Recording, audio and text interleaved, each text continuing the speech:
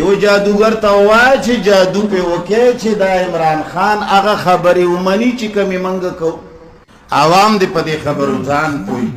دا موږ چې دې ځای ته رسېدلي یو چې د کفارو نه لاندې مغلوب خوار و ذلیل په خپل ملک خوار و ذلیل ملک زمنګ دی او قانون او خبره او روب پکې د امریکې چلی.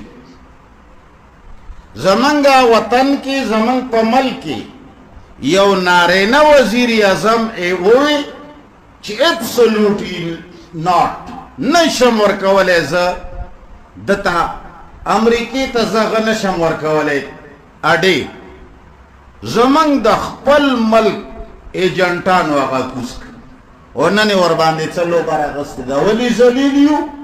وجه څه ده؟ صرف دومره ده چې مونږ قرآن نه دی منلی. اعصاب او عقل او مغزو سره تعلق دی. او قرآن وایي چې څوک وایي چې په پیغمبر جادو شوی دی ظالم دی ګمراه دی د لارې نه خطا دی. او زمونږ مسلمانان دا وړه خبره ګڼي.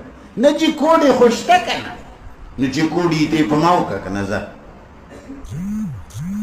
چې کوډې شته او سحر شته عمران خان ولې نیسي جیل دی ولې اچوي؟